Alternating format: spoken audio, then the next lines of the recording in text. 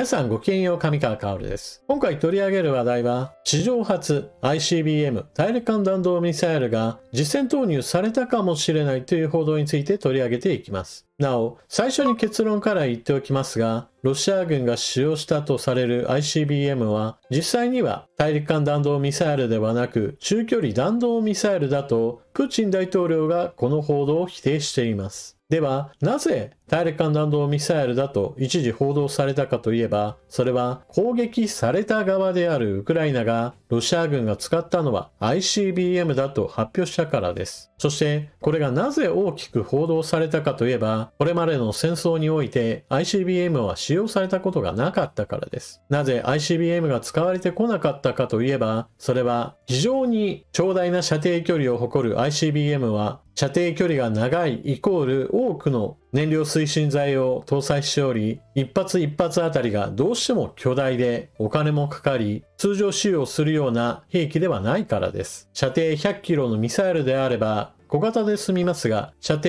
6000キロ、8000キロといった射程距離であれば、それがものすごい大きさへと変わってしまうものなのです。そのような大型ミサイルですから、通常兵器かのように次から次と作って打ち出すような消耗品として使うのではなく、核兵器のような非常に大きな影響力のあるものを使う際にしか基本的には用途を考えていないものです。だからこそこれまで ICBM が戦争において使われることはなかったわけです。では、なぜこのように当初 ICBM が使われたという報道が出たのか、それまでの流れについての解説もしておきましょう。その流れを理解することで、ロシア側が使った意図というものが見えてきます。まず最初のことの起こりとしては、アメリカによるウクライナへの供与ミサイルであるATACMSミサイルのロシア領本国への攻撃が許可されたことが最初の一歩となります。従来のバイデン政権はATACMSミサイルについてはロシア領には撃ち込むなというような使用規制をかけていました。しかし、ロシアは北朝鮮から大量の砲弾と多くの兵士を送ってもらうことを実現し、実際にクルスクの戦場において北朝鮮軍の兵士たちを戦力として活用し始めています。このようにロシア側の他の国をどんどんと巻き込もうという動きがエスカレートしていることから、アメリカの対抗措置として供与している兵器の使用制限を解除したというわけです。そして実際に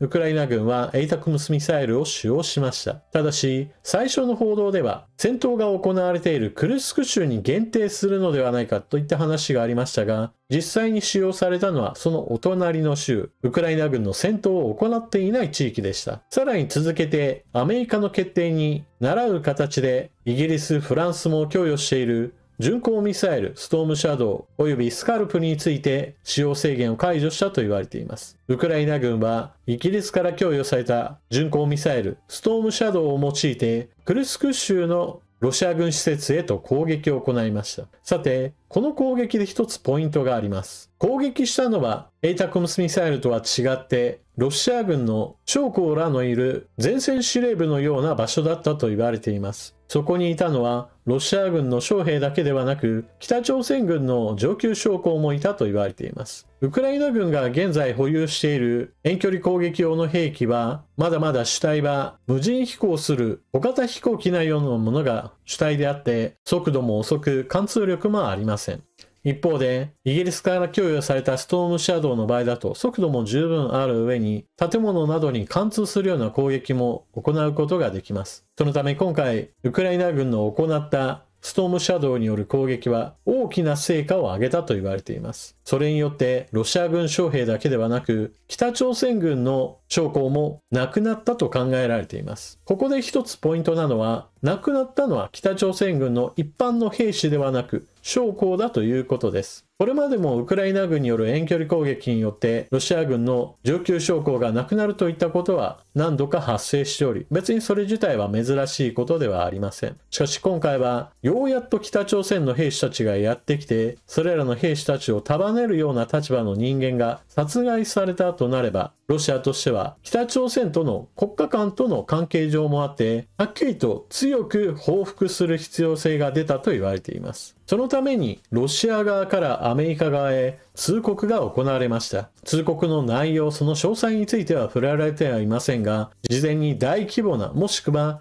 中枢に対する攻撃を行うといったような危険情報を知らせるものだったと言われています。そのため、ロシア側からの通告を受け取ったアメリカは、ウクライナの首都キーウにあるアメリカ大使館の閉鎖を決定し、大規模な攻撃が行われるかもしれないことを公表しました。そして実際に行われたのは、ウクライナの首都キーウへの大規模攻撃ではなく、今回のICBM もどきの中距離弾道ミサイル攻撃だったわけです。この攻撃にもまたいくつかの注意点があります。まず第一に、ロシア軍が攻撃を行った目標地点は中部ドニプロです。ウクライナの首都キーウでもなければ、ウクライナの西部でもありません。発射地点からドニプロまでの距離は800キロ。それに比べると、大陸間弾道ミサイルの場合であれば、最大飛距離は8000とか9000キロも十分狙えるようなものですから、明らかに過剰性能な兵器の投入です。そして実際にはそのような大陸間の弾道ミサイルではなく中距離弾道ミサイルだということを発表したのはプーチン大統領の意図がそこに現れています。アメリカを狙えるような兵器を使ったのではありません。あくまでもヨーロッパの国々に対する威嚇を含むものですよということを意味しています。プーチン大統領は使用した兵器はマッハ10である程度の変則軌道も描けるようなことを匂わしつつ最新の兵器であり欧米の防空兵器によってはこれを迎撃することができないと豪語しています。実際に迎撃できるかどうかについてはやってみなければわからない点があり今のところ迎撃できないと言われれば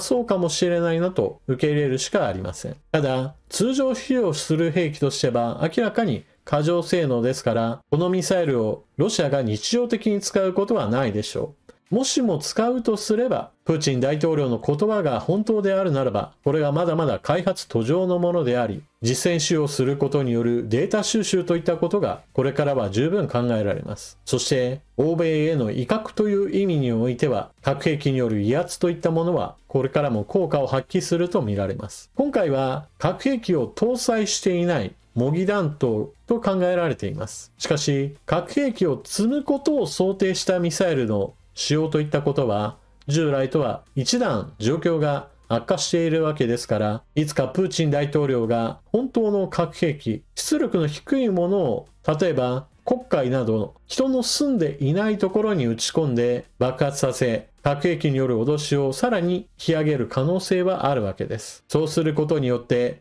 ロシアと戦ってもそしてロシアと戦うウクライナを支援しても何の利益にもならないよという形で欧米各国の政府を脅しつけそしてウクライナの戦争に勝とうとする意図が現れているわけです。ただ私の考えはプーチン大統領が核兵器を使う時というのは基本的には自分の身が危なくなった時だと考えています。例えばプーチン大統領を捕らえるような他国の軍隊がロシアの首都を取り囲むそして脱出不可能な状態になった時というような場合のことです。ロシアという国は非常に国土が広いですから実際には自分の身が危なくなればどんどんと首都を移し替えることによりいくらでも逃げることができます。実際第二次世界大戦でもドイツ軍の進撃にあったソ連は非常に広大な領土をドイツに占領されたわけですがそれで滅びたわけではありません。同様にして逃げ回ることさえできれば何とでもなるような国です。そういったわけで実際には核兵器を使わないだろうしかし核兵器をいつか使うかもしれないぞと匂わすことそれ自体がプーチン大統領にとっては核兵器が非常に役立つ兵器であることを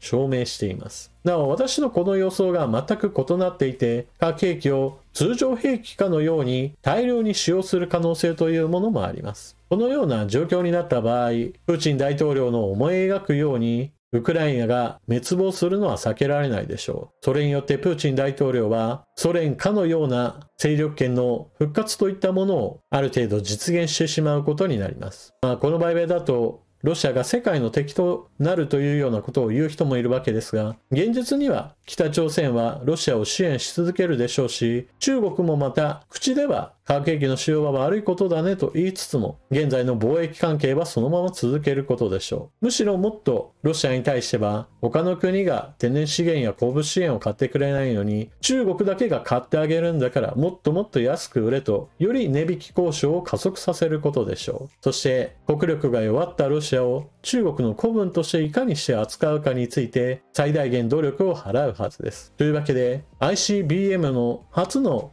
実戦投入という話については、現実には ICBM ではなく、プーチン大統領の言うような新型の中距離弾道ミサイルだと考えられています。しかし、核兵器を搭載することもできるような長射程のミサイルであることから、核兵器による脅しの一段階引き上げであったというのは事実でしょう。そのような兵器は多用することができず、実際には政治的な圧力を加えるという意味もあって、プーチン大統領にとっては少ない行動でより大きな影響を与えようとする意図があります。また、欧米の兵器が使用されることによって北朝鮮軍の将校らにも被害が出ていることから、プーチン大統領のメンツを保つためにもこうした報復行動は行うべきだという決断が行われたと私は見ています。皆様、今回の一件をどのように捉えるでしょうか。ぜひともコメントしていってください。というわけで、今回の動画はここまで。最後までご視聴いただきありがとうございました。このチャンネルでは世の中に流れている様々なニュースなどについて解説を行い、皆さんの情報の整理整頓更新に役立てるように努めています。ぜひともこれからもこのチャンネルの動画をご覧ください。それでは次の動画でまたお目にかかりましょう。またね。